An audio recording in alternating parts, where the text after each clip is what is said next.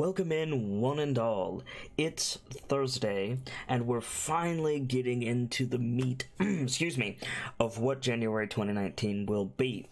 For the next little bit on the channel, we will be playing through Resident Evil in preparation for the remake of Resident Evil 2 on January 25th, and I'm really excited for that. Today, we will be setting the stage for the story so far up to Resident Evil 4, who has many of the same cast as Resident Evil 2's remake. And we will be looking at the story as it unfolds from there, how that relates to Resident Evil 7 eventually, and what we can expect from Resident Evil 2 at least, hopefully, although admittedly my details are sketchy. But before we get to any of that, we have some announcements to get through. First and foremost, before those announcements, as always, is to extend a sincere thank you to everyone taking the time to host the stream.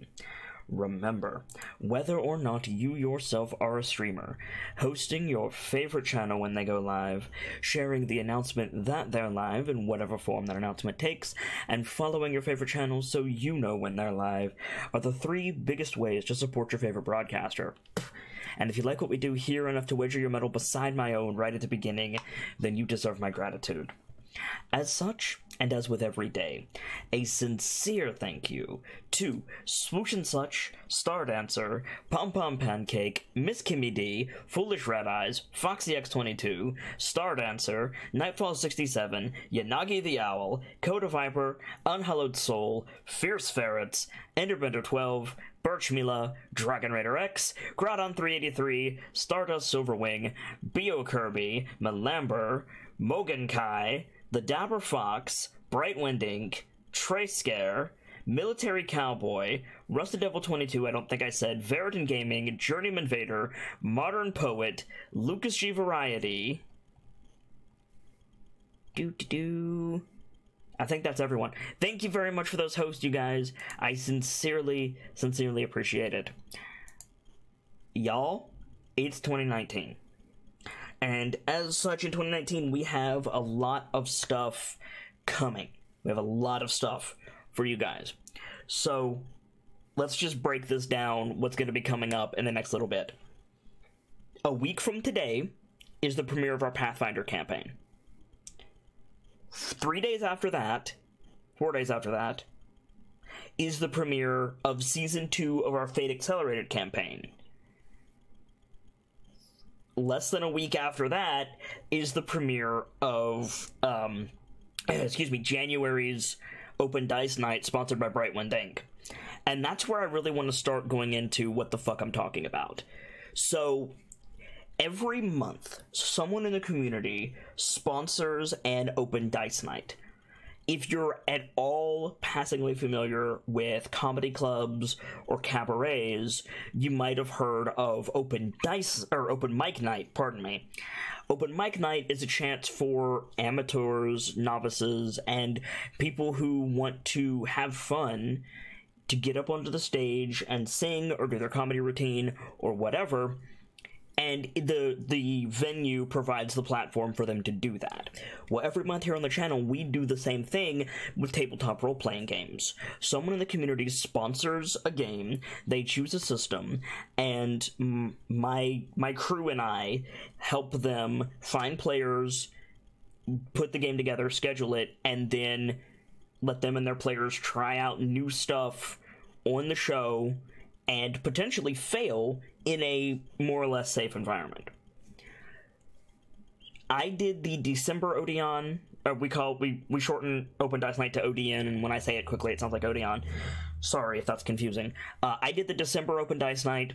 Brightwind is sponsored the January Open Dice Night, which is full, and that's going on the 19th of January, which is a Open Legends one-shot called Blaze of Glory that should be very interesting. February's Open Dice Night is sponsored by Lucas G Variety. Lucas has shown up on a couple of things on the channel. Lucas is his own streamer, does his own thing. He's a good dude. And he's doing the Powered by the Apocalypse system action movie world. So if you guys want to be involved in that, talk to me, talk to a keeper, talk to Lucas, get in on this because he needs players. and February is coming up fast, and we need to fill that up so that we can, you know, do Open Dice Night every month. March Open Dice Night is available for sponsors. So if somebody wants to jump in on the March Open Dice Night and sponsor that, pick a system, talk to me, talk to a keeper. We will get you hooked up and ready to go. I love Open Dice Night. I think it's awesome. And I know it's a little bit intimidating for some people, but the point is to make it as approachable as possible. So if it seems at all interesting to you, speak up. Get involved. We would love to put you on this stage and have some fun. So there's that. If you want it, there you go. Also, excuse me. We have a lot happening this month. I've updated my my Humble partnership. So down below the video player that you're looking at right now with Resident Evil on the screen, you will find a lot of panels. Panels with masks on them, with big title cards at the top. And to be blunt, pretty much any stream that you watch will have those same panels. Well, not those same panels, but they will have panels down below the stream that will give you useful information about that stream. Around here, we have my schedule, which has been updated for the new year. We have, shout out to my artists who do fantastic work for the channel, etc., etc. And one of those panels is marked Humble. I am proudly a partner with Humble Bundle, who is a purveyor of physical and digital goods from around the world that they get directly from the developers of those products. Everything is legal, everything is above board, everything is obtained with permission, and everything is transparent. You can see all of the transactions that take place. What Humble then does is it takes those product keys and it bundles them together around a core theme, and it offers them up at reduced rates, often pay what you want, and always to support a chosen charity. So you can feel really good about buying stuff from Humble, and they have great stuff, including a monthly Humble subscription, like a monthly just subscription that you pay for, and you get stuff for it every month, which is pretty dope. As a Humble partner, I can show you guys those bundles and give you referral links that also support the stream and my charity of choice, Charity Water. So that panel is updated every day as new bundles become available, as old bundles get retired, because they do have a time limit on them. So make sure that you check out that panel if you want to get some really cool stuff. It's available, and frankly, I think it's an awesome deal. So check that out, and just, again, you're supporting the stream by clicking on those links. So if you're a little bit tetchy about supporting a streamer, you can go to Humble Bundle directly and still get amazing deals. And you don't have to give me a dime if you don't want to. Also, speaking of supporting the stream, there's another panel down there marked Merchandise. Now, the Merchandise panel needs a little bit of love, and I'll be working on that soon, but there is a link to my Streamlabs merchandise store there. I warned you guys, it happened. Posters for the various decisive action shows have had to be rotated. So Neon Sunrise and Powder Keg posters are gone. They might come back at another time, but they're gone for right now because I need to make room for some of the other decisive action shows that are premiering very, very soon. So next week we've got our premiere of our Pathfinder campaign, Paradise in Limbo. In February we have a Tales from the Loop campaign called A Little Adventure that those are going to have posters up on the store for you guys, and then soon after that, we'll be rotating out some more stuff. So we'll see where all of that goes from there. In that same merchandise panel, you will find the link to a tea shop. Exclamation point specials in chat will also give you a link to that tea shop and a coffee shop. Now, full disclosure, these do not directly support the stream. The coffee shop is actually the brainchild of another pair of streamers, collectively known as Modern Poet. Modern Poet, first of all, you should be going and checking them out because they're awesome. Modern Poet runs my tea command over on their channel, so it's only fair that I run their coffee command over here. And the coffee shop goes to support charity. They don't get any money, and I don't get any money. And the tea shop, likewise, does not directly support me. It's just delightful drinks for you guys to enjoy. that goes back into the community in the form of free tea, because I do get loyalty points when people buy tea, and I can't buy it for myself because I can't drink it. So I can give it to you guys when other people buy tea on the shop, so you guys can support the community, but not me with those. And that's why we have a lot of mugs on the merchandise store for you guys to enjoy if you want. So there's all that. Excuse me. Also, balls, I need to do this real quick. The shop command for all of the things that you can spend your XP on, please do not run it just yet. I need to set up a thing. Here we go. And I completely forgot to edit this, so I'm editing it on the fly. Unfortunately, we have to remove the Bard's Table, because the Bard's Table, people have said, isn't really all that entertaining anymore, and so people don't really want me to do the Bard's Table. It takes up a day, it takes a lot out of me, and the novelty is worn off, to quote some members of the community. So the Bard's Table has been retired and might come back if there's an outcry for it. And I'm thinking up more stuff for you guys to spend your XP on, so stay tuned. If you guys have ideas for stuff to spend your XP on, let a keeper know, and we will potentially add that stuff to the list, and you guys can spend your XP on that. Also, for the new year, I still need a sound clip for our trophy command and a sound clip for our tea blend command.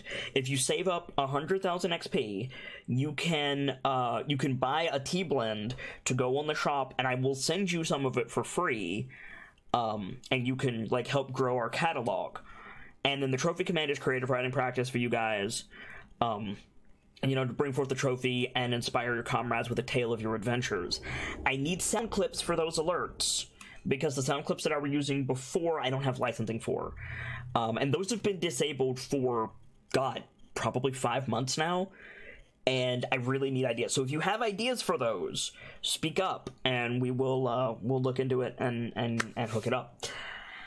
So there's all that. Excuse me.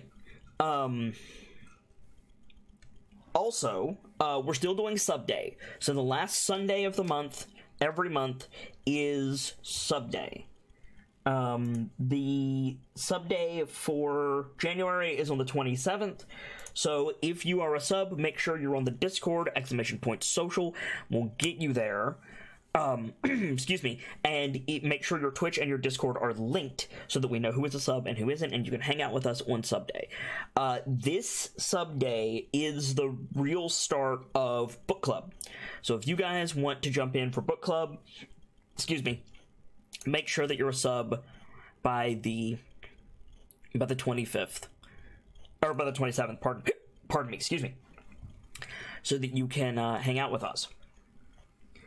And I think that's most of the announcements that I have for today, I think, unless somebody has something that I'm forgetting. So let's say hi to some people, shall we? FoxX22, thank you for being there. Thank you for helping out. Good to see you. Red, enjoy your lurk. Thank you for being here. Tracecare, have a great day at work. Thank you for helping out as well. Veriton, it's good to see you. Nightfall, it's good to see you as well. I see you guys in there. It's just, you know, I got a lot of stuff going on, setting everything up for the new year. And if I seem a little bit frazzled, it's because I have more irons in the fire as of yesterday than I have ever had on the stream before. Hopefully, everything lines out and looks and acts amazing, and you guys never know. But as of right now, I'm pulling my hair out a little bit just because of all of the nonsense that is happening. So there's that. But let's get into a game giveaway is on my list, Veriton, for sure. A game giveaway is something that I'm thinking about. Let's get into to setting the stage for Resident Evil, shall we? So, let me preface this by saying, if you're looking for a survival horror experience like you got from Resident Evil 7, you're probably not going to get it from this playthrough. You might get it from Resident Evil 2. I don't know what the remake is going to be like, but Resident Evil 4, 5, and 6, which is what we'll be playing on the channel for the next little bit, are best described as anime, which I like, but it's a good warning that I want to put in front of people before we get started, because anime isn't for everyone, let's say. So there's that. But we're here to talk about the story, so let's do precisely that. The reason that I'm starting with Resident Evil 4 and going through 5 and 6 in preparation for a remake of 2 is because of the characters. So the chief character, you can see him on the screen there, in both Resident Evil 4 and Resident Evil 2, is a dude by the name of Leon Kennedy. And that's a name that you're going to hear a lot today and in the upcoming playthroughs, because Leon Kennedy is kind of a big deal. To understand who and what Leon Kennedy is, we need to start with Raccoon City. Now, Raccoon City is, as I understand it, going to be the backdrop for Resident Evil 2. And Raccoon City is the main catalytic event for most of the Resident Evil franchise. Raccoon City was a test bed that went completely out of control due to a private corporation known as Umbrella. And I will actually get the Umbrella Corp logo for you guys, and I'll throw it up on the screen. So, boop. Umbrella is, to put it simply, the main antagonist of Resident Evil.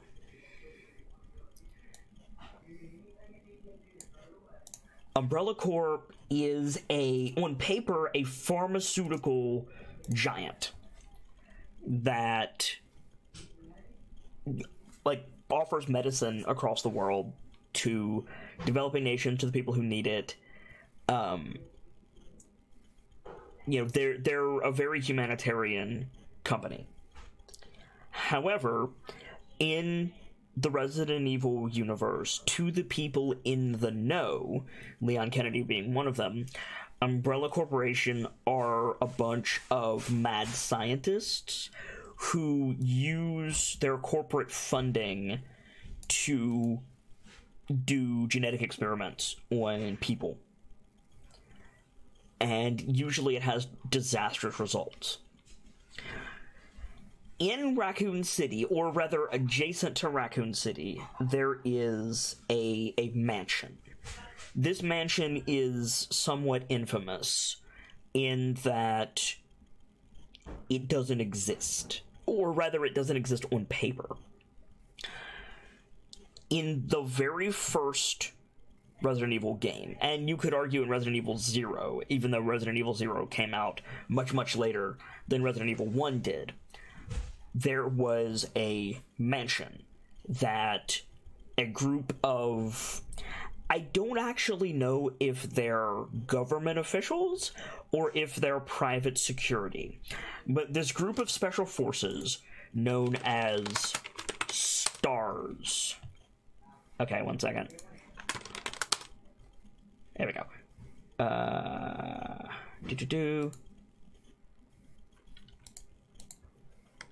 Resident Evil. Come on.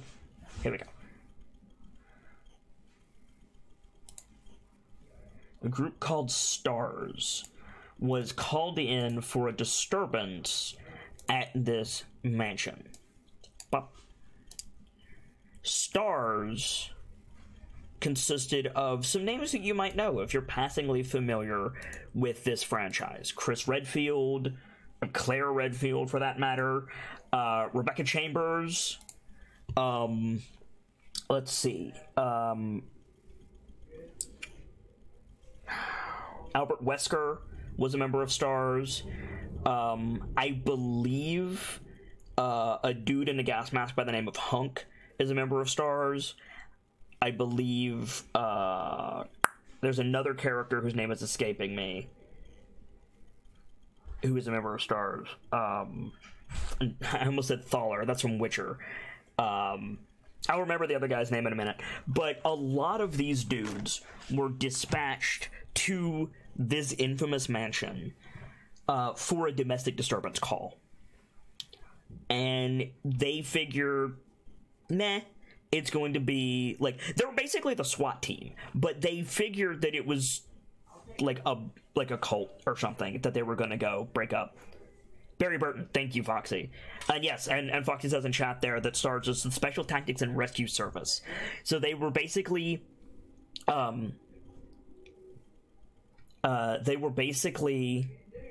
sent to the mansion to rescue some abductees. That's what they thought was going down. And one thing led to another, and more or less the entire force got slaughtered. And the reason that it got slaughtered, I'll talk about in a little bit. But what they discovered at the mansion was a viral outbreak that turned people into zombies. Literally dead, walking corpses that eat people and bite them and turn them into zombies. Classic horror movie nonsense. And Resident Evil 1 is very much a horror game. That's what it's about. And that's great.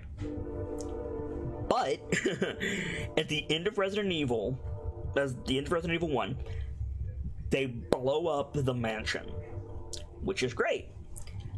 Except some of the scientists get away, and right outside of the mansion, yeah, of the 12 Stars members, only 4 are still alive. Right outside the mansion, there was Raccoon City. And the details are sketchy, which is one of the reasons that I don't do setting the stage by myself usually. Details are sketchy, but something happened in the interim between blowing up the mansion and the start of Resident Evil 2, which takes place in Raccoon City, and the virus, either that virus or the mutated form of that virus, that was used in experimentation in the mansion, has run rampant in Raccoon City and turned the vast majority of the population, excuse me, into zombies. Celtic Wolf, good to see you, dude. Am I doing a role-playing type with RE? We're mostly just talking about the lore, and going to be going through 4, 5, and 6 in preparation for Resident Evil 2.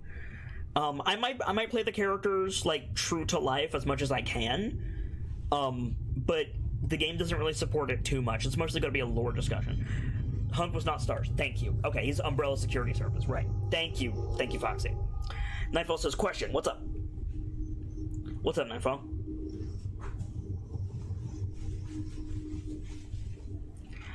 And yes, Red makes the point, it threw the virus into the air of Raccoon City. Well, Leon Kennedy, circling back to Leon, was not a member of Stars. He was just a cop. He was a cop in the Raccoon City Police Department, and suddenly there are zombies.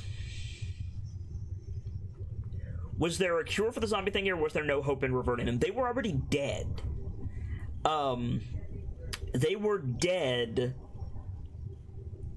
like, before they got turned into zombies. Like, at least in the early games, with the early viruses, mind you, there's like 6 viruses by the time it goes to Resident Evil 6.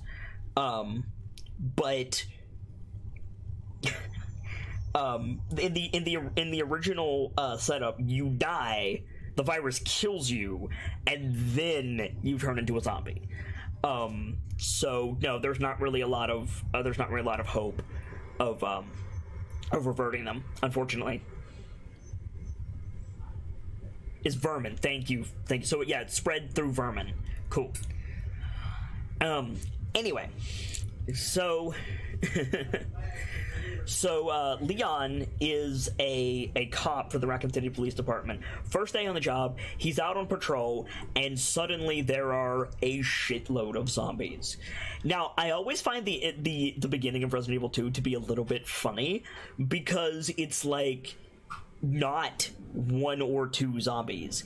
It's like hundreds marching up the street of Raccoon City, and Leon is like, where did all of these zombies come from? Which is a fair question, but if you're out on patrol, ostensibly with other cops, how did nobody fucking see that, right? So there's a shitload of zombies, and Leon makes the conscious decision in Resident Evil 2, at least in the original Resident Evil 2, I cannot speak for the remake, we will find out on January 25th, Leon makes the decision, I'm not going to fucking die here. And so he fights his way out of Raccoon City, and that's really all I'm going to say regarding Leon's events in Raccoon City until a little bit later. He gets out. Now, what's interesting is he doesn't join STARS, as far as I know, or at least he doesn't join STARS yet. In Resident Evil 4, he's working for the United States government. I don't remember if he's working for what branch of the United States government he's working for, but he's working for the United States government. And the reason for that is because of Ashley. Ashley is the president's daughter. And she gets captured by cultists. These same cultists are working as a research and development bed for Leon as a member of the Division of Security Operations. Thank you. These cultists are working as a test bed for Umbrella. So it circles back. Leon doesn't know this at the time, but we do because it's a Resident Evil game. Circling back to Raccoon City, however, one of the Umbrella corporate mercenaries trying to not contain the outbreak, but protect Umbrella assets in the remake, not in the remake, in the city, is Ada Wong. And Ada is a character that I need to show you guys. Ada Wong is a spy. Basically, she's, generally speaking, a badass. And her look like this. Oh, balls. This is Ada Wong. And the reason that I bring her up now is because Leon is obsessed with this woman. Ada is... How do I describe Ada? She plays the femme fatale in Resident Evil 2. And she kind of leads Leon on a lot throughout Raccoon City, and she uses him under the guise of one part damsel in distress, one part, hey Lady Rez, good to see you, one part helping, the people of Raccoon City get to safety by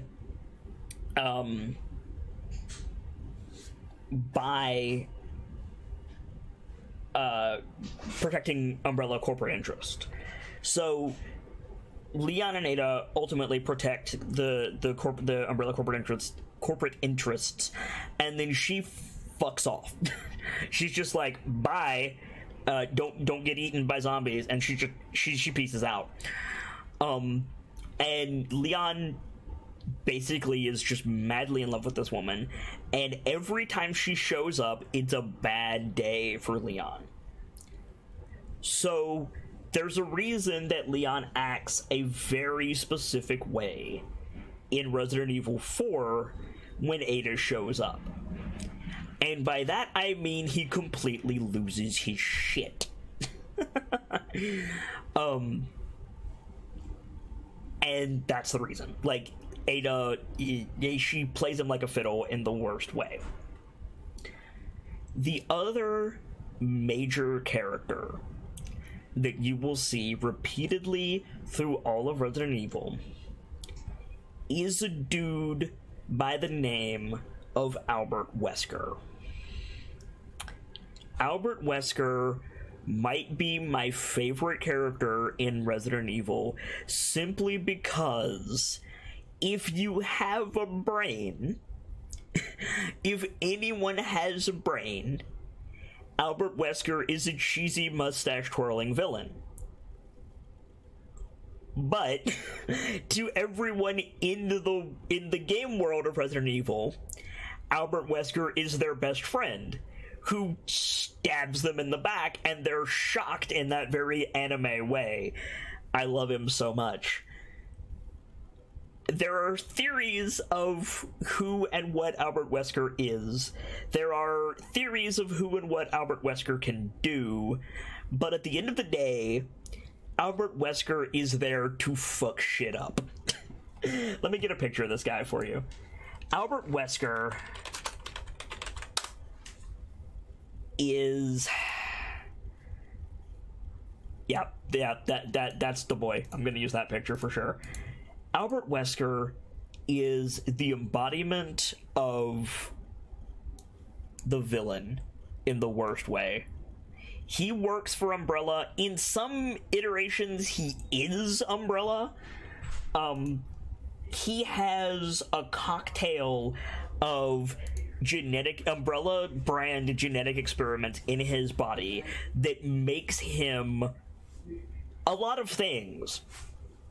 And in almost every game, after the first one, in almost every game, he turns into a kaiju at the end of the game and dies in some ridiculous way. And then he comes back in the next game, stronger than before. I believe canonically, Albert Wesker can control the viruses and the mutations that the virus causes, and that's like his big thing. And then the viruses give him superpowers because he doesn't get turned into a zombie. Some say that he's a clone, and there's just a warehouse with vats of Albert Weskers in it. I'm not entirely sure if that's canon or not, but what I do know is this guy is hilarious. He's absolutely hilarious, and you will see that in the later Resident Evil games. In 5 and 6, he takes himself less and less seriously, up to the point where he's just, at the end of it, he doesn't give a fuck anymore. He's just like, I'm the bad guy, I'm also a superhero, and you're effectively a Marine, and you know what, I'm just going to embrace my inner Bond villain, and it's hilarious. It's really, really bad. But what's funny is, all the way back in Resident Evil 1, when he's first introduced, back when Resident Evil really took itself seriously and tried to be, like, on the same playing field as Silent Hill, he was still over the top and ridiculous. Like, in Resident Evil 1, it really tries to be suspenseful and terrifying, and it really wants you to, like, feel for these characters and their struggle for survival. And Albert Wesker, spoilers for Resident Evil 1, but the game has been out for almost 20 years, I think, something like that, it's crazy. But he says, like, every single one of his lines is delivered like a jackass, like, to put it bluntly. Like, everybody else is, like, half weeping, and they sound tired, and, you know, it's over-the-top acting, but you can tell that they're, like... Okay, yeah, so he was a eugenics experiment. Thank you, Foxy. Everybody is, like, is like facing the hardship of trying to survive this kooky, fucked up mansion in Resident Evil 1, and then all of Wesker's lines, even though he's saying things like, you know, we're in this together, I've got your back, and, you know, like, take this, it'll help. It's stuff like, take this, it'll help you. And it's just like, could you be more of a traitor? And then he finally, like, reveals himself as an agent of Umbrella, and he set this whole thing up, spoilers, to, you know, kill the STARS agents and help facilitate, you know, the spread of these viruses. And again, literally anybody with a brain is like, gee, color me so surprised. Like, nah. He's not a traitor, he's just a speech impediment that makes him sound evil.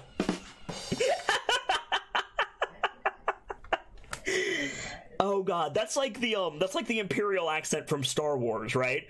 Like, everybody with an Imperial accent from Star Wars sounds like a tool. There's a character, I played the Star Wars MMO for a little bit, and in the first dungeon, on either side, light side or dark side, there's a character who he's just like an Imperial, like, ship commander. He's just a dude, but he taunts the good guys. He taunts the Jedi. And he sounds like the typical Imperial, like, Moff. It's just a standard thing. And because he's, like, taunting the Jedi, it makes sense. But every time I hear him talk, I think of, like, him going to Starbucks or Dunkin' Donuts with that accent, and it ruins it for me. It just completely takes me out of the moment. Like, think about Emperor Palpatine, and for that matter, Albert Wesker, going to, like, get a burger, right? Or going to like a restaurant and ordering food. It does not work at all. Like, it's just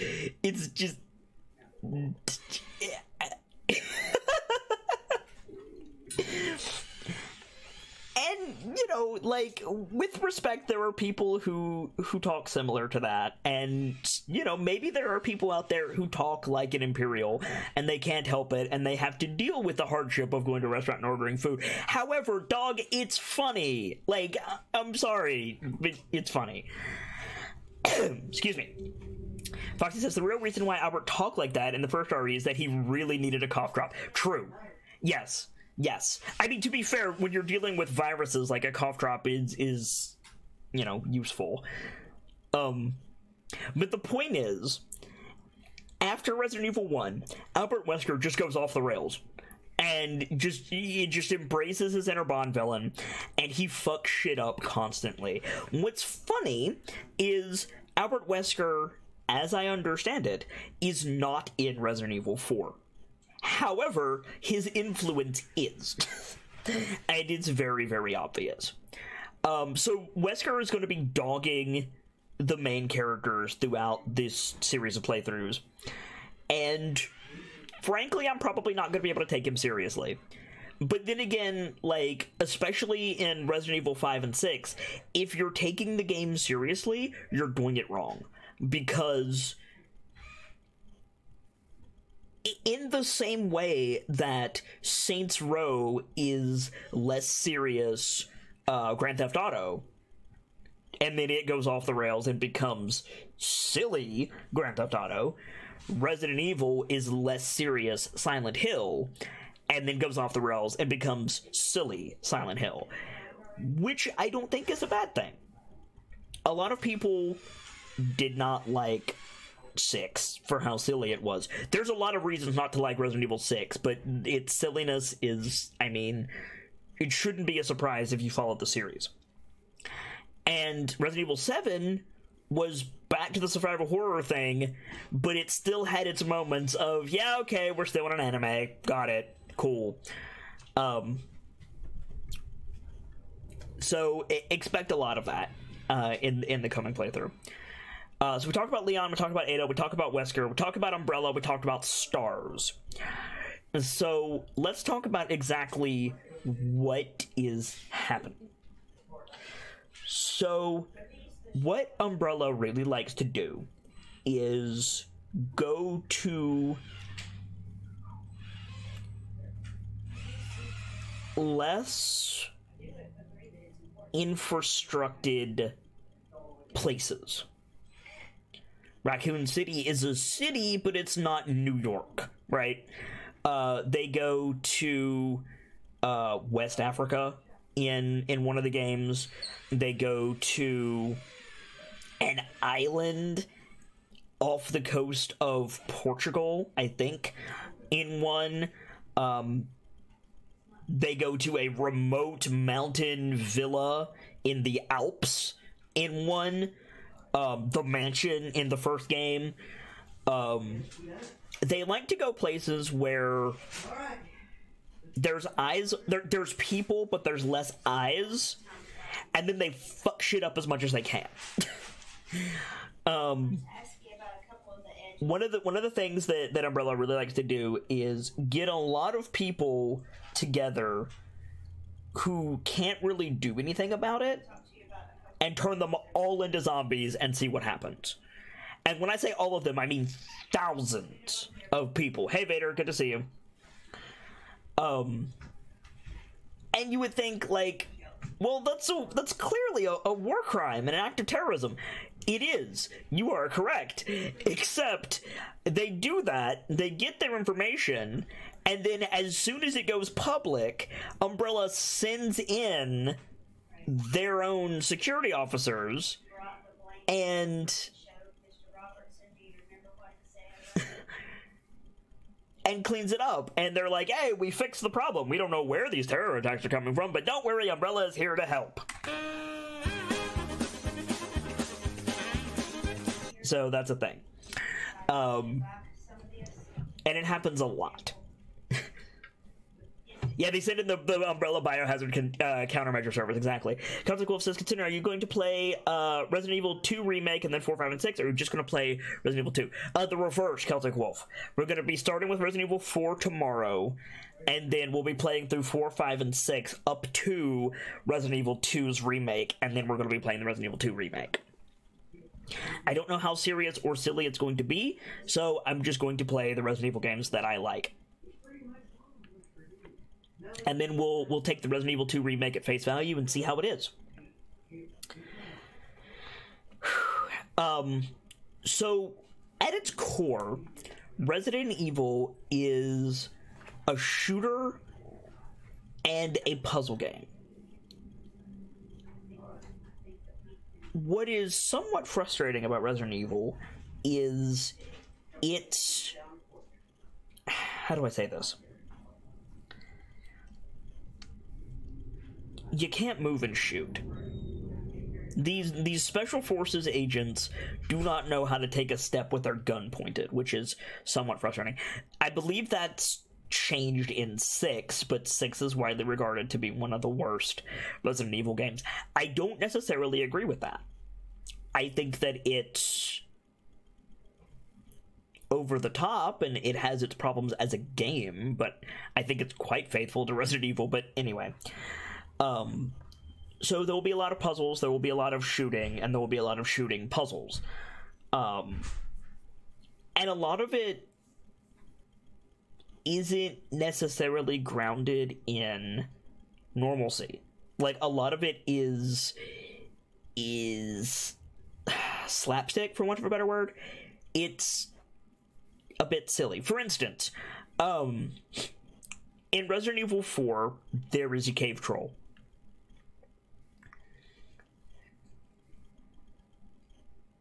They only had time to train it to either walk or shoot before sending him to rescue the president's daughter, not both at the same time. Thank you, Foxy. Yes. So it turns out that in Resident Evil 4, we will meet a cave troll. Yes, as in from Lord of the Rings, a cave troll.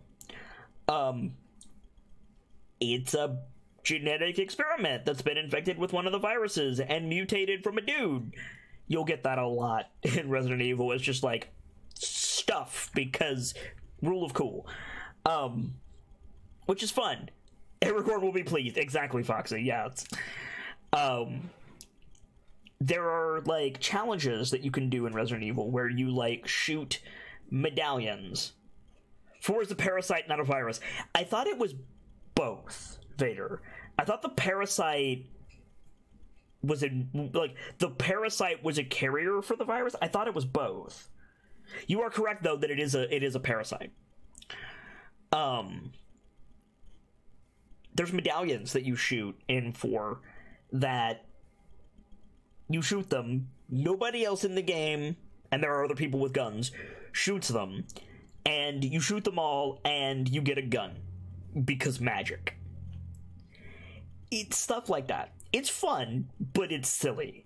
And, you know, that's something that you need to be aware of, because, like, silly plus zombies is interesting, right?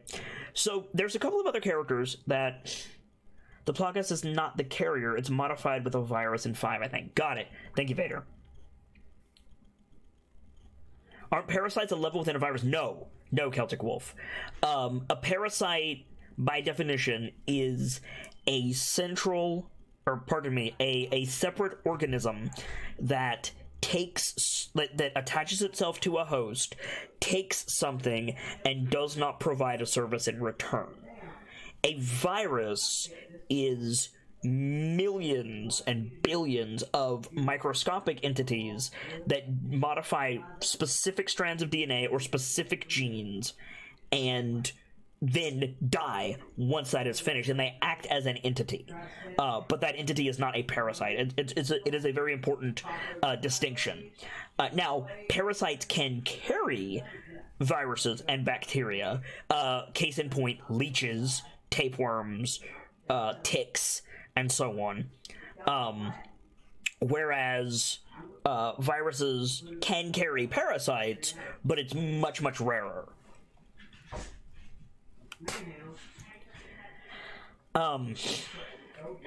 Also, Resident Evil is a console shooter, so my aim is going to be terrible. I'm going to be playing it on PC, but I'm going to be playing it with a controller, and it's going to be awful. But it should be fun. Excuse me. So, there's a couple of other characters that I want to go over, but these are the main players of Resident Evil 2 that I know of for sure, and these are the main players of the overarching game. Now, there are some more main players in the overarching games, who we'll talk about a little bit, but there's a couple of people in Resident Evil 4 that I want to prepare you guys for. So, give me just a second to get our next friendo here to talk about. So,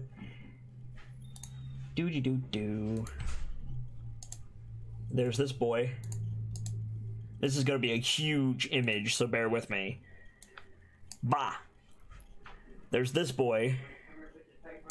Goes by the name of Krauser, who is from one of the spin-off games of Resident Evil. Now, Resident Evil has 8 main installments, 0 to 7.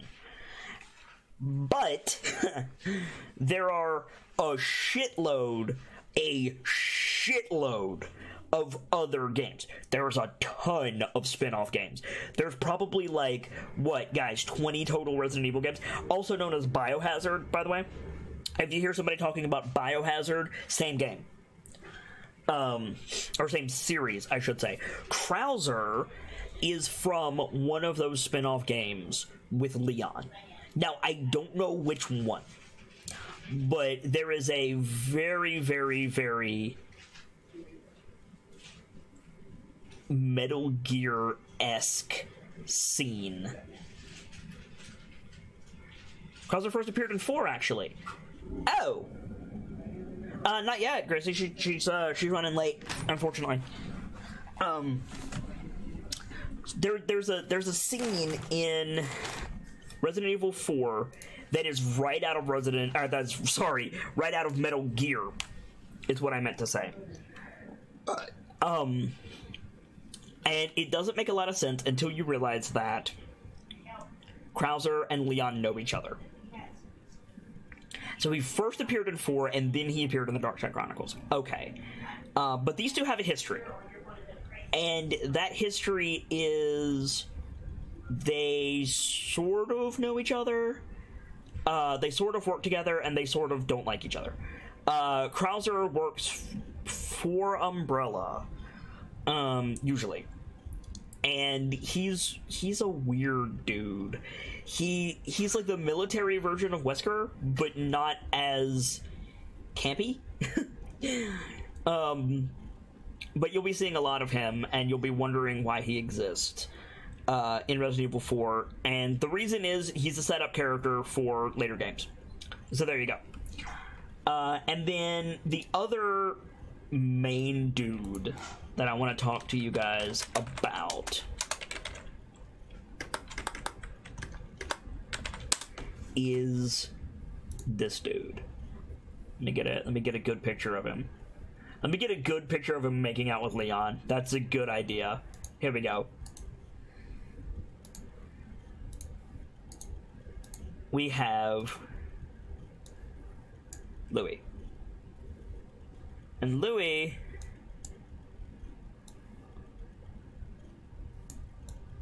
is... How do I describe Louis simply? He is a Umbrella scientist, I believe, who he throws ethics out the window in the same way that Albert Wesker does, but he doesn't act like Albert Wesker does. If Albert Wesker is Emperor Palpatine, Louis is Han Solo.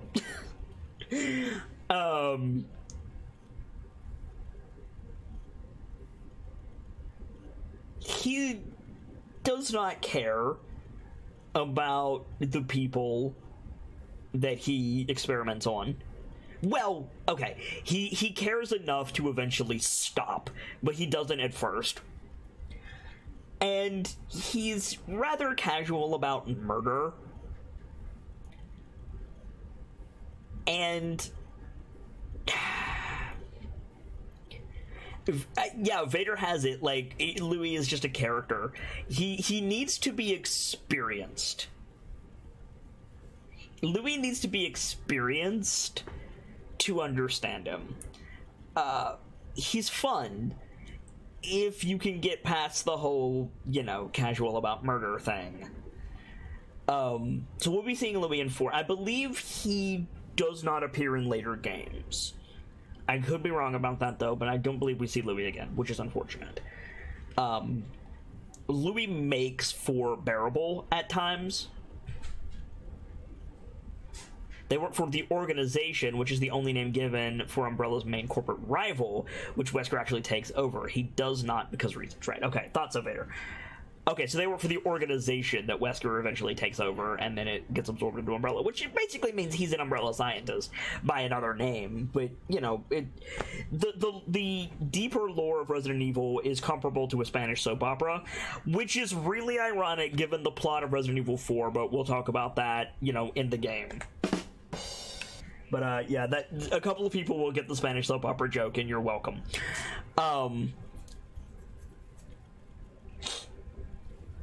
So these are the main players of Resident Evil 4, but or Resident Evil 2 for that matter. But there are two more characters in Resident Evil 4 that you guys deserve to know about, and they are equally as ridiculous as each other. So I would like to direct your attention. That is not the correct button, computer. I did not want to click that. Go away. I would like to direct your attention to the screen as I bring you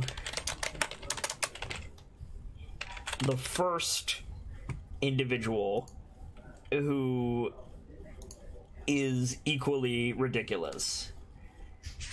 Boop. Here we go. This'll do. Behold, Salazar. Salazar, also known as Long John Silver, also known as Napoleon, also known as that brat. is a dude. He's an anime trope in a shooter game. He's... oh, God.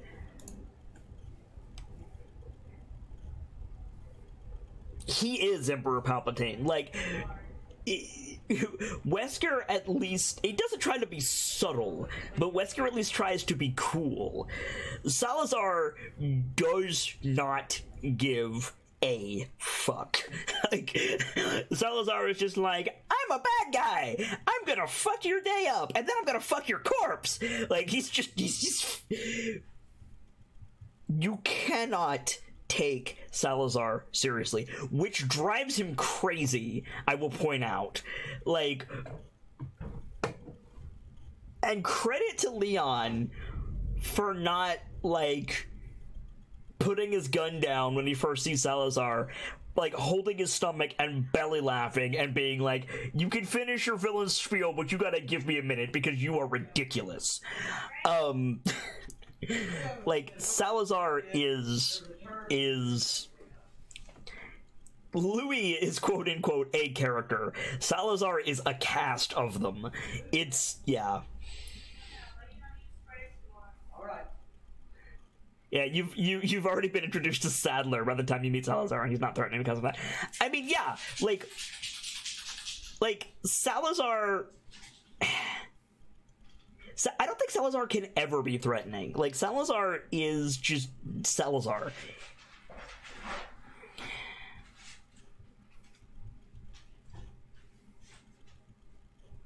Yeah, Foxy, but, like, again, it's Spanish soap opera. So Foxy says, the organization isn't incorporated into Umbrella, but some weird rebirth of it created by Wesker called Red Umbrella, because Umbrella proper goes under prior to RE4.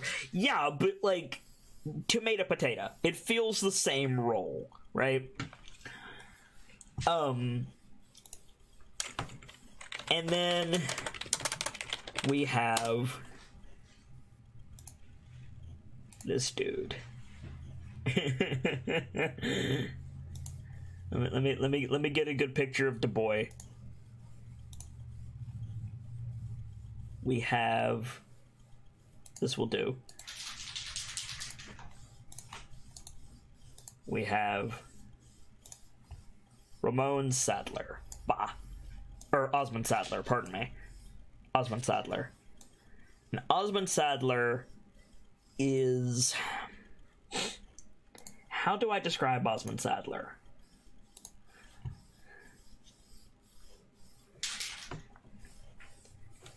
Yeah, he's a nobleman that got converted into the cult. Sadler is a cult leader. He is sort of like Albert Wesker, but even more ridiculous. He looks like he wants to be Palpatine so bad it hurts, says Foxy. You are correct. You are correct. Sadler is a dingus. It was Sadler's idea to kidnap the president's daughter and bring the United States into awareness of his cult. He wanted to infect the president's daughter with this thing and then control her to get the president to do his bidding, because, you know, the president is like a monarchy and that's how that works. The president sends in Leon because, you know, the hero of Raccoon City should totally go across the world, even though he doesn't know how to move and shoot, to save the president's daughter from an evil cult, because, you know, that makes sense. I don't actually know why they didn't send Chris Redfield for this. I guess because they wanted to sell action figures.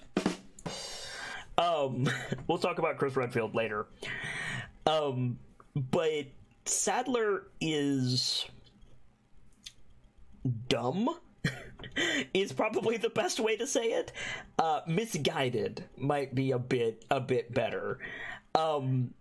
He wants to control as many people as possible with his parasites. he can control them because, wait for it, he has a magic staff. I'm not actually kidding. He has a magic staff in a game about bioterrorism and military action. He has a magic staff. And it allows him to control the parasites, which is funny. And it's even funnier when you realize that some of the entities in Resident Evil 4 have more than one parasite in them. So he has to control them in conjunction to make the body move, which is impressive when there's 6,000 of them, or more at a given time. So shout out to Sadler. Yeah, he has a dominant strain. Yeah, which sounds like an enemy stand. You know, call it what it is. He's gonna activate his stand dominant strain. Yeah, JoJo's gonna show up and everything's gonna go to shit. More so than it already is, I should point out. What I do like about Resident Evil is it tries to be serious at first in pretty much all of its games. In pretty much every Resident Evil game, it tries to be somewhat serious at first. So, like, the struggles of the characters against the bioterrorists, like, zombies and shit. It's actually, like, I mean, it's action movie bullshit, but it takes itself somewhat seriously. And then, inevitably, something happens, like Ramon Salazar shows up, and they just go, fuck it. And they just make it completely bonkers. And you're gonna get that a lot. And I hope they do that in Resident Evil 2. One of them. That is my sincere hope. One of them got. So this is the main cast of characters for Resident Evil 2, and I hear people behind me, so I'm gonna go see what's going on. I will be back in just a second, guys. Keep an eye on chat. Y'all know what to do. Talk amongst yourselves. I'll be back.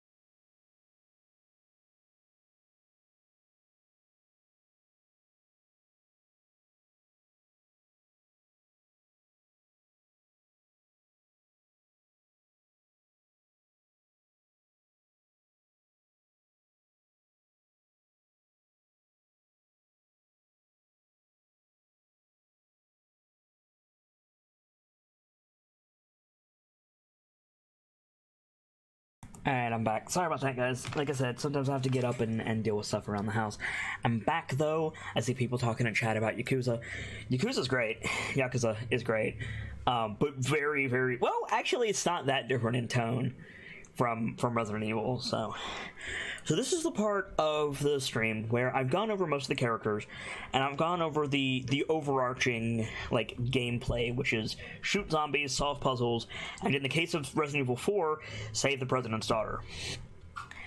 And really, like, you can kind of lose that thread a few times in the game. It has interesting set pieces, to say the least.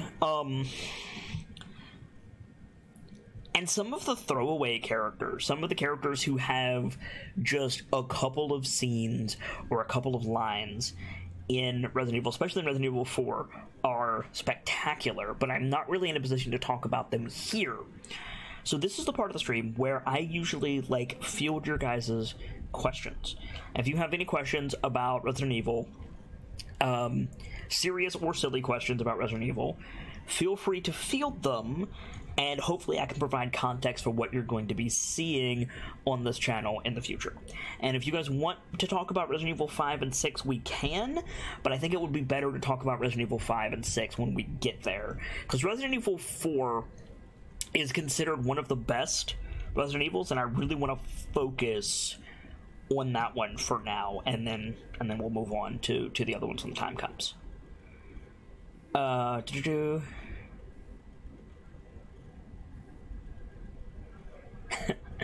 Isn't there a remix of Ashley's voice lines to, like, make music on YouTube? I'm pretty sure that's a thing.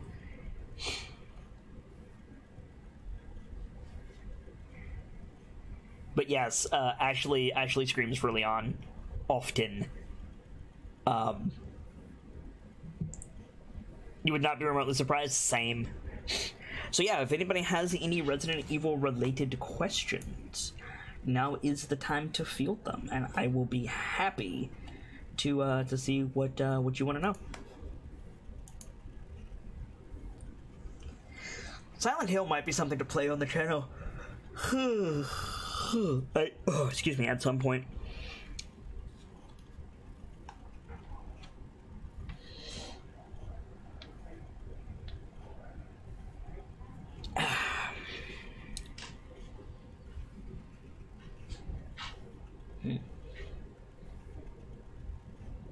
You know nothing about RE?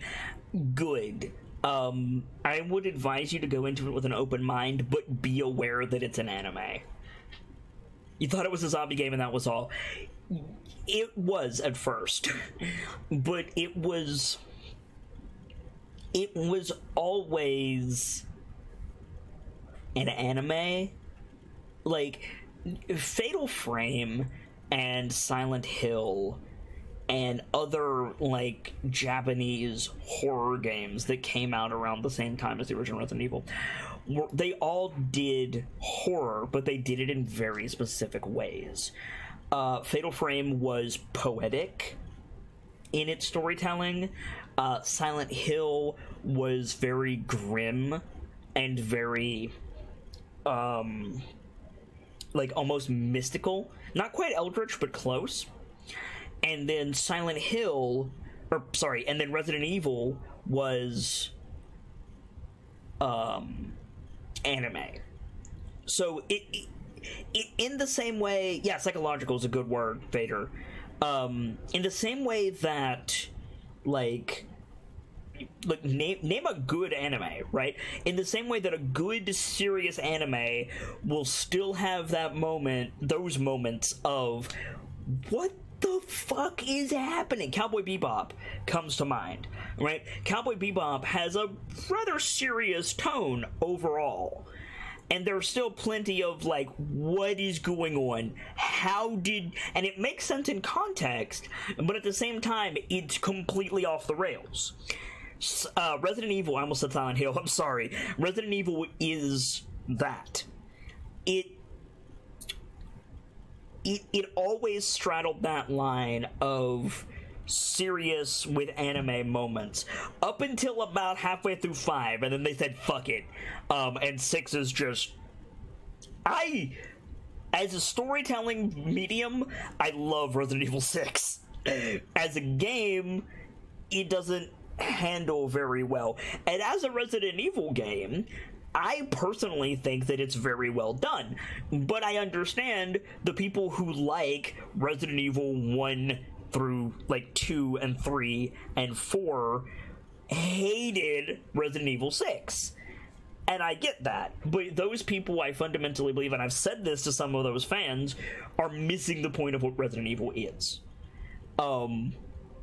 So Resident Evil 4 and theoretically Resident Evil 2's remake will be more serious, but Resident Evil 5 and 6, well, they're co-op for one, so we'll be having some friends in for that, hopefully.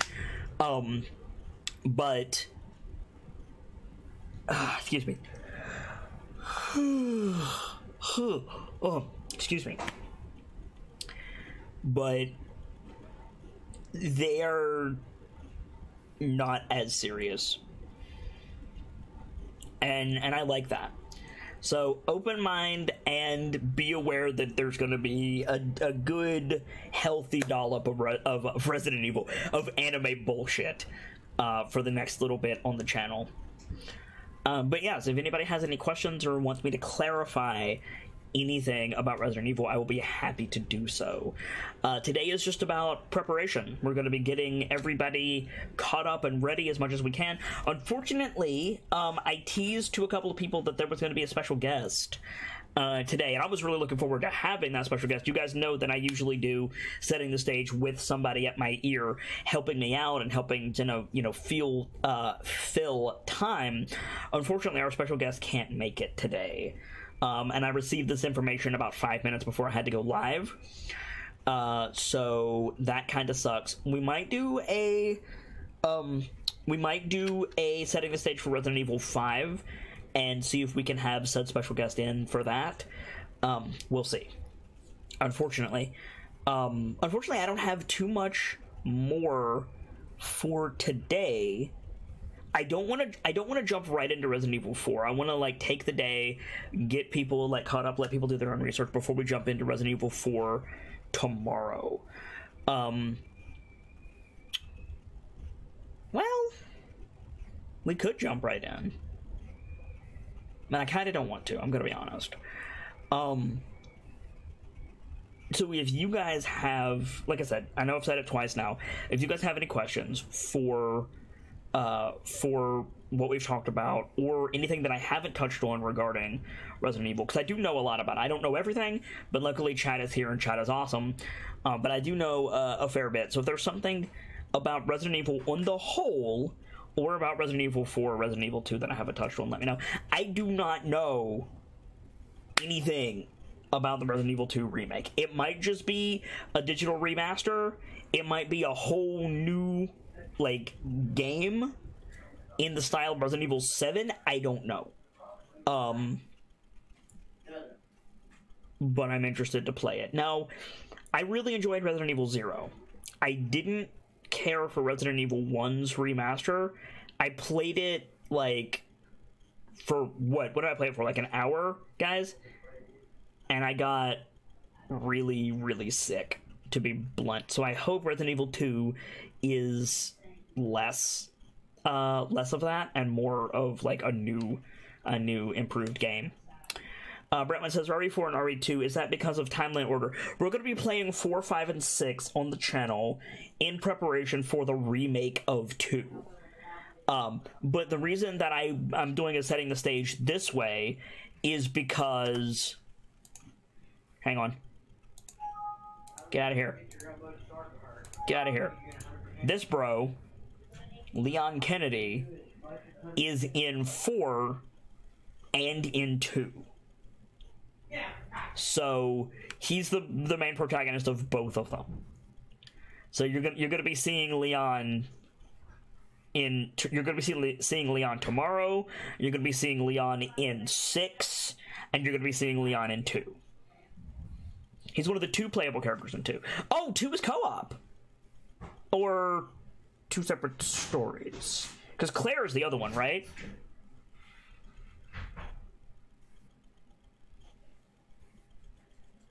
What hair product does he use? Argan oil. Yeah, he uses argan oil. 2 is not co-op. Thank you, Vader. Keeps his hair really nice. He's voiced by Matt Mercer, which also improves his hair by 50 points. So, there's your answer to that.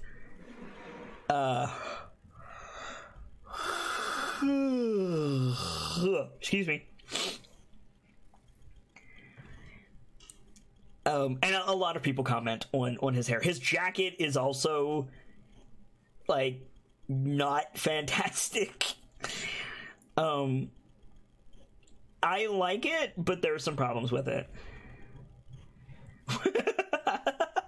Bartley says Matt Mercer's voice plus 2 charisma, weather no longer affects his perfect hair. Yes.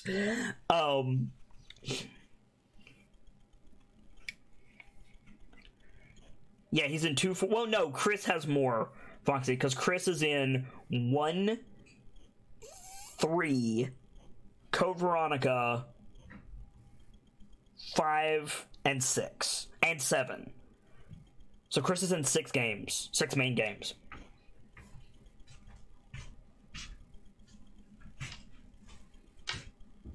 And we will talk about Chris. Chris Redfield is... Well, yeah, exactly. You play as Chris for a little bit in 1, 3, I think. Code Veronica for a little bit. 5, 6, and 7. Brentman says, not related to Resident Evil, but I had a thought for older games. Jeremy Vitter says, oh man, Chris in 5. We will be talking about Chris in 5. Hello. Hello. You joining us? Momentarily. Our special guest today was going to be the sharp-tongued Mother Kitsune.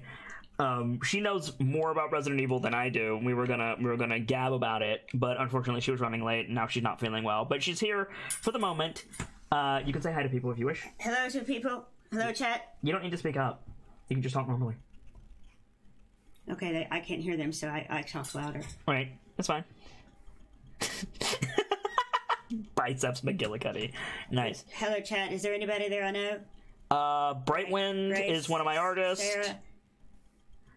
Every single one of these is a different person. Well, like the same name is the same person, but there's probably people here. You know, Birch Mila's here, lurking.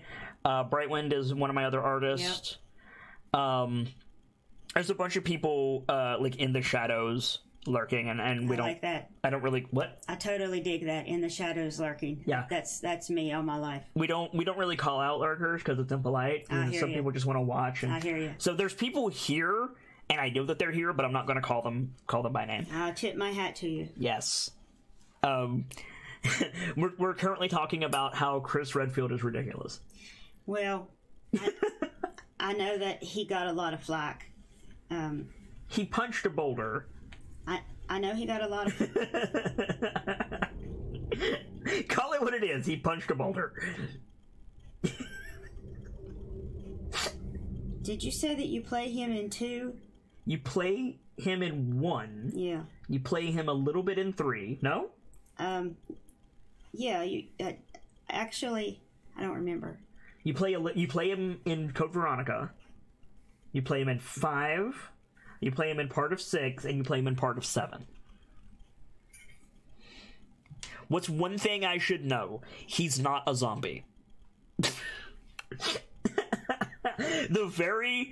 One of the very first lines of gameplay text you get in Resident Evil 4 is he's not a zombie. And with no fucking context, that line makes no sense.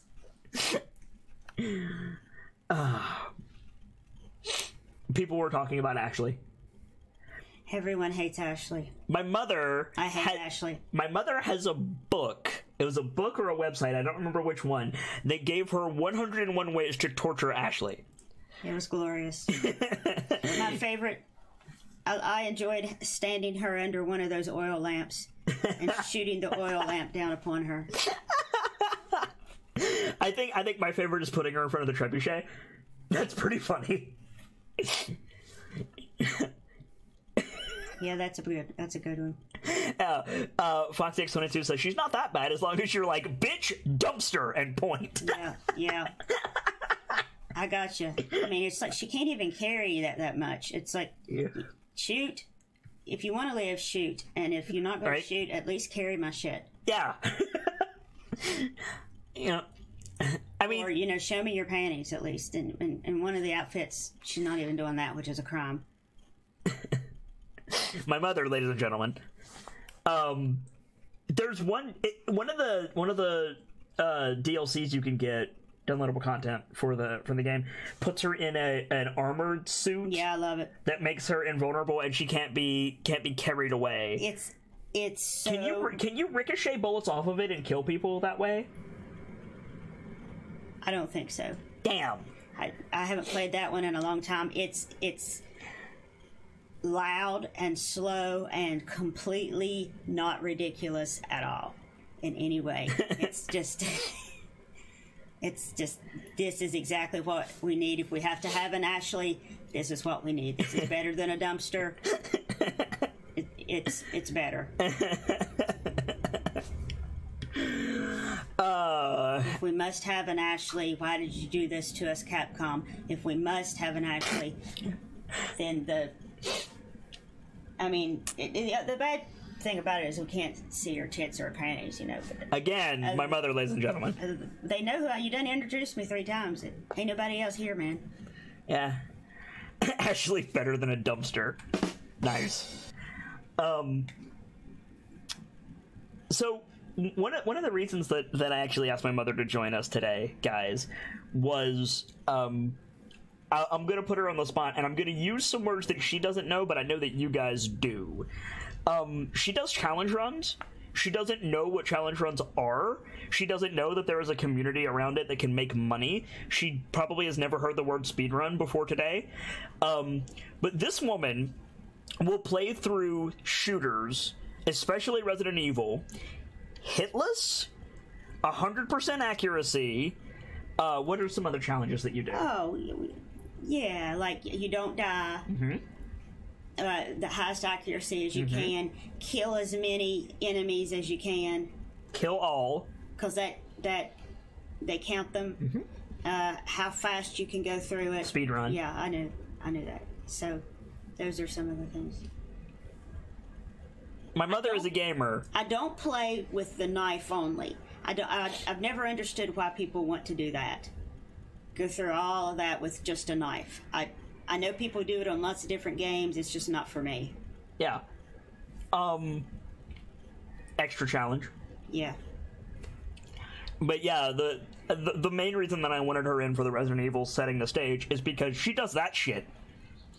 And, not really what we're about on the channel, but really fucking cool. And I know some of you guys watch challenge runners or speedrunners. And I'm just letting you guys know that, like, one of them gave birth to me. So, there you go. My mother is an OG gamer and kind of a badass, and this was a good excuse to, like, brag on her a little bit. Thank you. This is... What universe have I fallen into? The professional one. Hi. Hi. I have to be nice on stream. Wow. So I should only talk to you while you're on stream? Yes! Got it. Understood.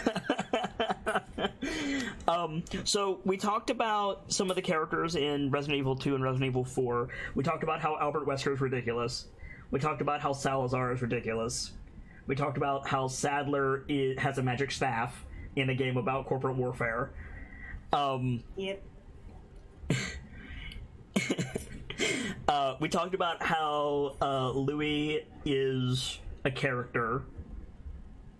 How Louis is... Lewis. Yeah. How he is... Louis. Precisely. I liked Lewis. I also liked I have Lewis. a very important question.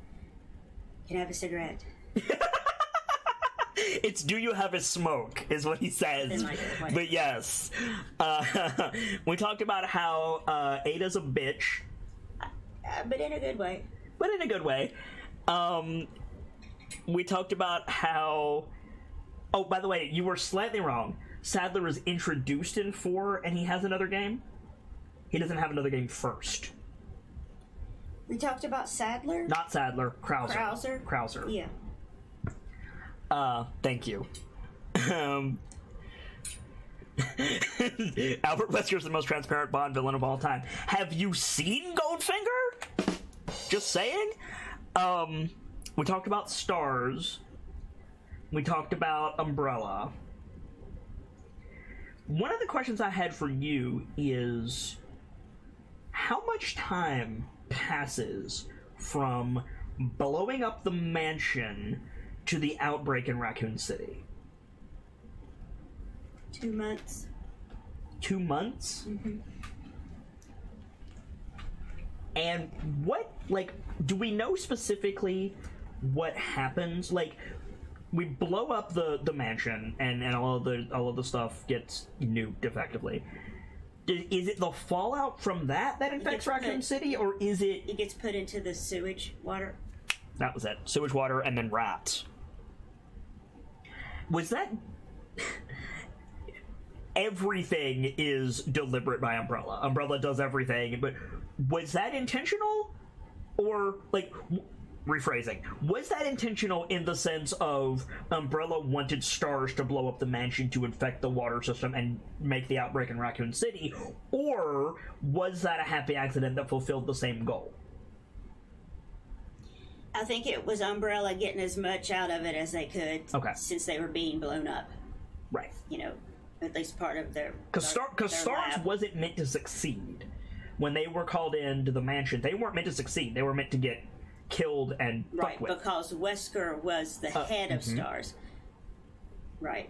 And he set them all up for a fall. Right, and so they had to be disbanded. Well, they didn't have to be, but they were disbanded afterwards by some other dude. I forget his name. Now, what's interesting is, if you look at the Stars logo right here, it says Stars Raccoon Police Department. So Stars was a member of the... Yeah, it's like a special... Right. Task force. And can somebody drop the acronym again, please? Special Tasks and Rescue. They have Special Tactics, and Vader's going to drop it here in a second. Special Tactics and... I don't even fucking remember. There's about a 10... There's something about Rescue. Yeah, there's about a 10-second stream delay. Special Tactics and Rescue Service. There it is. Thank you, Foxy. So they were a member of the Raccoon City Police Department. Yeah. And so they were just called in to do... So this was a very insular thing at first. Yeah, but Leon was not a member of it. No, he was just a cop. Because he was a rookie. Yeah. In 2. Now, this is the part that trips me up. There's a woman in a red coat in Resident Evil 2. The problem is, in this series, there's 2 women that wear red coats. Are they both in 2? Is it Claire and Ada, or is it just Ada? Because I know Leon has a thing for Claire. Is that because of 2? Leon has a thing for Claire, and Chris has a thing for Rebecca. I think. Or maybe it's... Or maybe Leon has a thing. No, Chris has a thing for Rebecca, and Leon has a thing for Claire. Remind me about Claire. Chris's brother? Or Chris's sister, sorry. Oh, okay, yeah, she shows up in Veronica. Leon has a thing for Ada, not Claire. I thought he had a thing for... I know he has a thing for Ada, Vader, that's true. Yeah, it's... But Ada, like, doesn't... Like... My mother would say Ada doesn't put out. I would say that Ada, like... plays him and uses him to get what she wants. I thought he was involved with Claire. No, I don't think so. No? Okay. So yeah, I know Ada is in 2. Who is if you look, the woman in the red dress is Ada. In the red dress, yes. But if you look at my screen right here, this is Ada. This is obviously Ada. Who the fuck is this? Is that Claire? Or is that also Ada?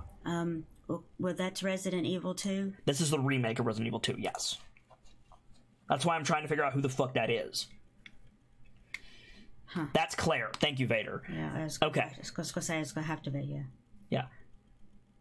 See what I mean about them both having the red jacket, though? Yeah. But Ada was referred to for a while as the woman in the red dress, or the lady in the red dress. Right. The other playable character. Okay, thank you, Vader. So it is Claire.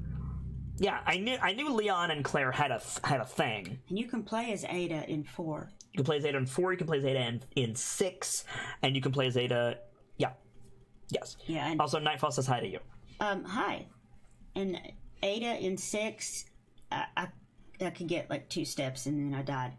Yeah. I did all the other quests, the other characters. Mm-hmm. Ada, no, I can't do it. It just kept killing me. And I watched like other people doing it, and it seems simple, but it's not. It's not, no. So it's like cooking for me. So it's just like you can make lasagna really, really well. Just order out.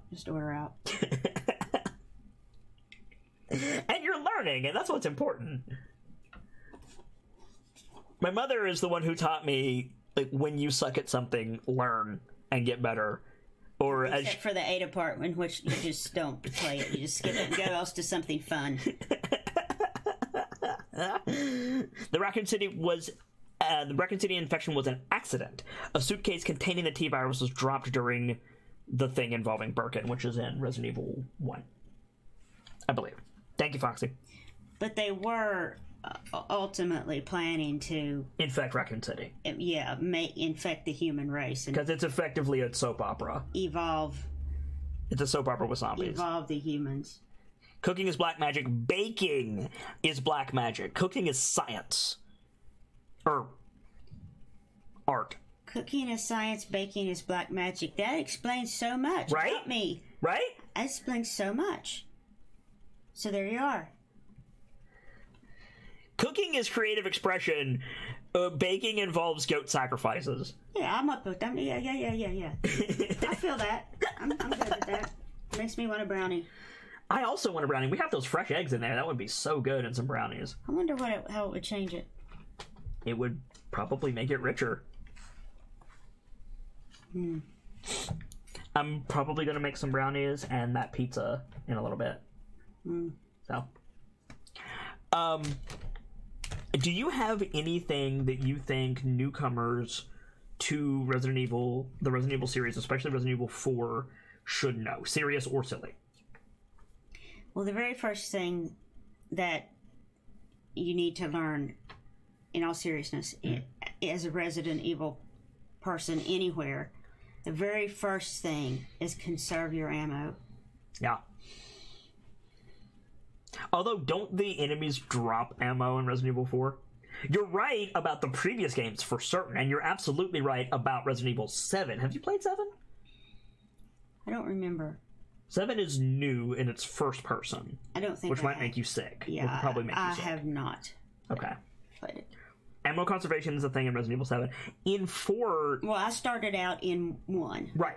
You were like in the 2nd grade, and we were going through the mall, and I saw the display, and I didn't have any idea about it, but I saw the display, and I was just like, magnet. The next thing I knew about I was just I've played face planted into it. I don't know what this is, but I must have it. I've played and it changed my life. 0 on stream. I played 0 on stream and I really liked it. I liked 0 a lot. I played 1 on stream. I got about an hour into it and I had to turn it off because the camera angle was making me ill. I have no idea what they're going to do in the remake of 2. I don't know. Hello, Kudu. I don't know if it's going to be like just a digital remaster or if it's going to be a completely new experience, which they tease that it's going to be a new experience, but we don't know for sure. Did you ever go and do the Easter egg things? They're not really Easter eggs. In 0, the game, the quest thing, where you have to get the so many green ones and so many blue ones. Those little pod. I have no idea what you're talking about. And if you do, you get like a prize weapon, unlimited ammo. Or... Vader says I ran out of ammo my first time through 5 at the final boss with Wesker. That's a hell of a place to run out of ammo, Vader. Oof. Another thing that you need to know is I don't know how much this is true with a lot of other games because I don't play a lot of other games, but some of it with the shooting is timing. You can be just drilling them with your weapon, but if their invisible shield is up, invisible power meter is not registering it, so to speak, then you're not doing anything but wasting your ammo. So like Legend of Zelda. So sometimes you have to just kind of wait and let them get ready and then hit them again. You just kind of have to fill it out and wait for your hit to take, so to speak. Yeah, you need to save Sheva's ass with a gun, Vader. So you need one bullet. Or, no, you need 2 bullets, because that's you need to get the other outfits for... you mean the racist one? Chris and Sheva. I like all of them. Oh, I don't like Chris's, but yeah, the racist one. It's sexy. I like it. It's a bit much, but... I could do with a Sheva doll. I could... In that. I don't think it's much. I think it's pretty spot on. I would like to have one with Ada like that. So, you know how, like, depending on who you talk to, the Slave Leia outfit is great or terrible? I'm talking about? Yeah. It's kind of like that with Sheva's outfit. Some people are like, yeah, it's so good, and some people are like, it's awful. So. Yeah. I mean, that's okay. People are going to... You're right. People are going to complain about whatever. Yep. You have to decide where you're... You have to decide for yourself if you want it, but there are some cool outfits to check out. Oh, yeah, for sure. I do like Leon's mobster outfit, although I'm probably not going to get it on the stream, because we're only going to play through it, like, once. So... Yeah. About how long do you think a run of Resident Evil 4 would take? Well, like if you're trying to do everything, or if you're trying to just absolutely do nothing that you don't have to, just run. Somewhere in between. Somewhere in like I'll see stuff if I get to it. I'll explore, especially if I need ammo. But I'm not gonna like make sure that I do everything. Maybe 5 hours. IGN says 4 days. Well, I mean, how many hours a day are you playing? 8. No, come on, man. Maybe. Maybe. I don't remember how long it took me my first time. 5 hours. There's more than 5 sections. Are you telling me that there's less than an hour per location? Because I don't believe that for a second.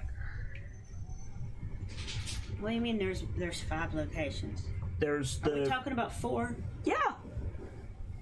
There's the village, there's the castle, the underground, the other castle, the other village, the ship. There's so much. 5 hours, really? I remember Resident Evil 4 as having 3 sections. Maybe. The village, the castle, and then the more like industrial.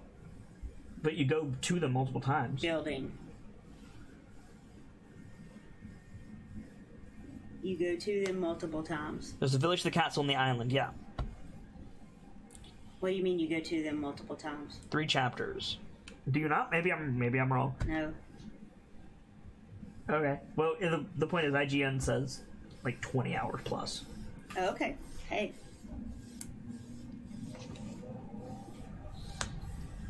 We'll see. If I beat it in a day, it's gonna be like, well, shit. We'll see. Excuse me. What's your favorite part of the Resident Evil series, like the franchise? That is a very good question. My favorite thing, well, I loved that it was. I didn't know at the time that they had made any scary games. The only quote unquote scary game that I knew of was just like some kind of boxing nonsense. Have you played the other ones? Have you played from that era? Have you played Silent Hill? Have you played Fatal Frame? I played one Silent Hill, and I didn't get very far, and I did think that it was quite spooky. And I didn't know it at the time when I started playing Resident Evil that it was modeled after a game called Sweet Home that came out in like... I haven't heard this. Have you guys heard this? Go ahead. Yeah, I want to say...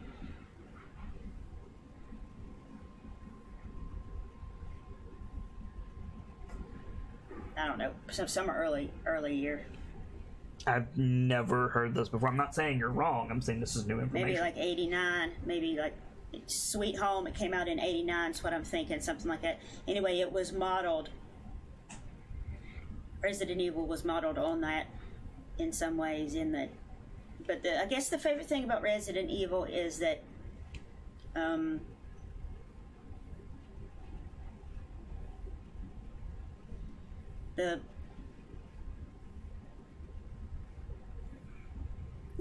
it's the exploration and acquiring of treasure and fighting for your life. The survival horror. There's a game that came out in the mid 2000s, before 2010. It was a DOS game. Wow. It came out in the mid 2000s. That is basically what you're describing. I've played it. I love it. It's called Dead Space. Have you heard of it? Maybe. I don't. It's not familiar right now. It's what you just described, but in space. There's 3 installments. Dead Space 1, 2, 3. The first Dead Space is on a ship. The second Dead Space is on a planet. The third Dead Space is on 2 planets. The third one is not nearly as good, but Dead Space 2 is considered one of the best horror games of all time. And frankly, I believe it, because it's damn good. I love Dead Space 2. Maybe something to look into. They're, like, old, so they're super cheap. They're probably like $5 each. I think you'd like them. Sweet Home is a different thing? Okay. Yeah, nobody seems to know what Sweet Home is, which is interesting.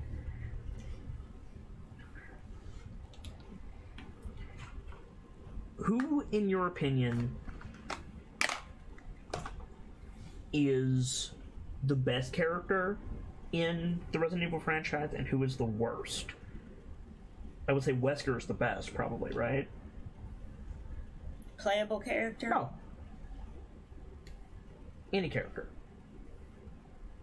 Why would you say Wesker is the best? Mostly because he's likable in that incredibly campy kind of way that he has. Are we talking about the same person? Yeah. Nobody likes Wesker. Chat, who likes Wesker? Who do you think is the best character in the series, then? Leon. Really? Leon's only in 2 games. Sorry. Well, 3. 2, 4, and 6. And I never really hated Chris like people hated Chris. I never hated him. But I do see Leon as, cooler. Oh, Leon's cool, don't get me wrong, but... Well, I don't understand why anybody would like Wesker. I mean, Why do people like Severus Snape? Because he's sexy. Well... Wesker is an idiot, asshole, mad scientist. Yeah. Technically speaking, so is Severus Snape. But he's sexy. Well... You're missing the key element. Okay. So you think Wesker's the worst, then? Well, I hated Wesker. Hey, Melember. I hated Krauser. Krauser's kind of a dick. I really hated Nemesis. Yeah, Nemesis and the dude covered in grenades, probably. Oh, yeah. He's actually kind of cool. Really? Forrest. Yeah. He's actually kind of cool. I don't. You dread him, but you don't necessarily hate him. He's kind of cool. It's in a fucked up way. Yeah, you're confusing chat by saying Snape is sexy and Wesker isn't. Well done. Wesker and Snape are nothing alike. I just read the messages.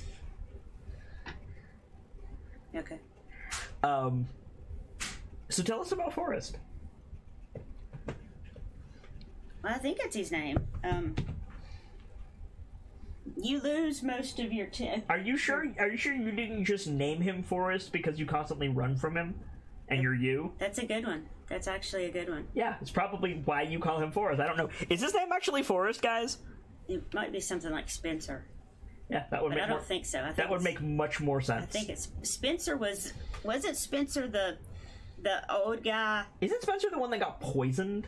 The old guy that had the laboratory and he like chose.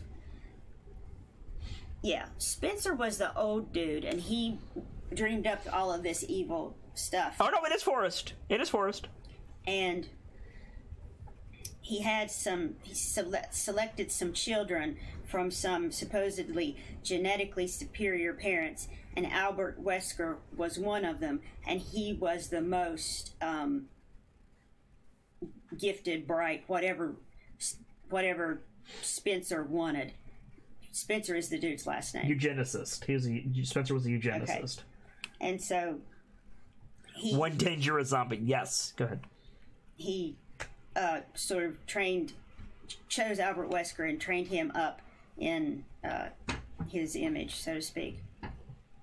So who is Forrest? So the beta team, the Bravo team, goes into the mansion. Right. We're talking about Resident Evil 1. Right. They're decimated. They're all ate up. And so then you get the team with Chris and Jill. And Jill was the one who I was forgetting. So it's Rebecca, Jill, Claire, and Ada. Go ahead. Yeah. So Jill is the one that Chris has a thing with. Go on. So Forrest was just one of the... Forrest Speyer. He's a zombie now that used to be... Keep talking. He used to be a team... He used to be part of STARS. He was in the STARS Bravo team. And holy shit, he looks like a tool. I was gonna get a picture of Forrest for you guys. He looks like a tool. Oh my shit. And you find him... Bop. And you find him, and he's... Hang on a minute. This is Forrest before.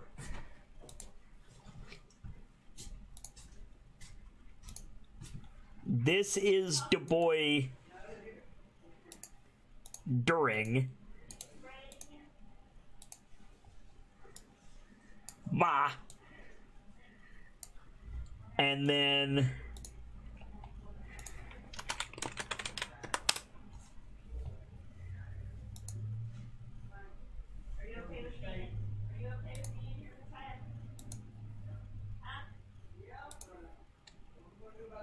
where's Du Bois after?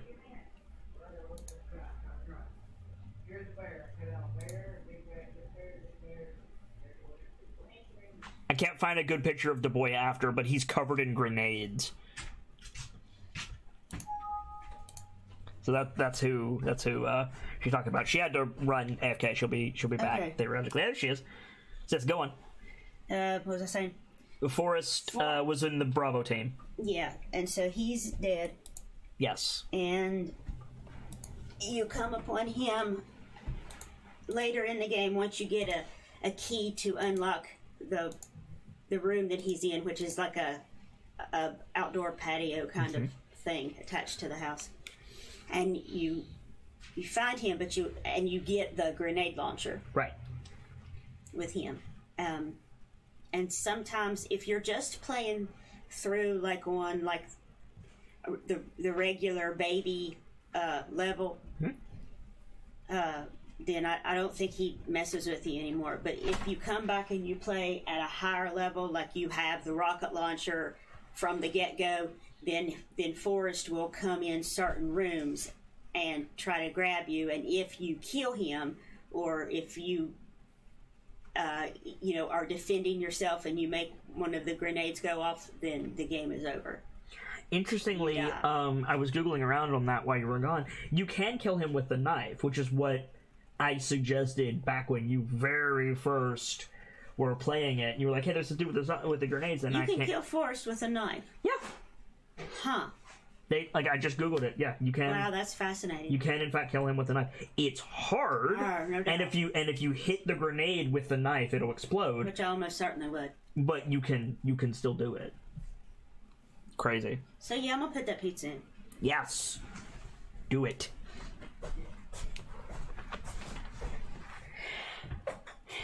With both Chris and Jill in the HD remaster, he becomes a permanent addition in New Game Plus. Yep. Yep. So that was the sharp-tongued Mama Sune. She is awesome, and she knows her Resident Evil shit. She's gonna go make lunch. So I'm gonna go ahead and wrap things up, guys. Unless anybody, hello Kudu. Unless anybody has any other questions about Resident Evil, I will be back tomorrow with the the start of our playthrough of RE4. Well, I tell you what, it all looks good, Chris. Looks real good and shiny, don't it? According to Google, you can, Vader. Although, obviously, I need to verify that. If nobody has any other questions, we'll go ahead and wrap things up. And I want to thank you guys for being here today. I have a kudu on my arm who's trying desperately to bite me, and I'm not letting him do it. If you're new around here, this is a channel that is devoted to lore and storytelling, world building, role-playing, and discussions of those things. And this has been setting the stage, where we talk about the broader world and the broader fiction for some of the games that we're going to be playing. Just a quick run through some of a lot of the stuff that you're going to be seeing starting tomorrow. You're going to see T-Virus, G-Virus, C-Virus, and Z-Virus. These are all different. You're going to be seeing Las Plagas, which is a tangentially related thing, and you're going to be seeing a lot of these characters. We'll be going through the codex and the data logs as we get them, as I always try to do on this channel. We'll be hanging out and having a good time. So if you like lore and world building, you're in very, very good company here, and I want to thank you guys for stopping by today. In the new year, my schedule has been updated. If you look down below the video player, you will see what is up with my with my stream schedule moving forward. Tomorrow is Friday, which means we will do a normal stream in the afternoon, and then that evening I will be over at the Dapper Fox's channel for our Ace Attorney playthrough. Saturday is a normal playthrough, and then I'm taking Sunday off to reconnoiter and get everything prepared. We have a lot coming up in the next coming weeks, and it takes some preparation. For now, I know it's early, but we've set the stage, we've prepared the players, and it is time for me to go. But I'll be back tomorrow with Resident Evil 4 and the start of our Resident Evil playthrough, and we will be doing a lot of Resident Evil stuff, providing all the game's work and my health holds out. But for now, as always, I'd like to leave you with these parting words. From myself and my keepers, to all of you, the regulars, followers, newcomers, and the lurkers. Whether you're just having a seat by the fire, or you've got a running tab at the bar, remember, there's always more stories to tell. And hopefully, I'll see you all tomorrow while we get into the meat of Resident Evil and a new chapter.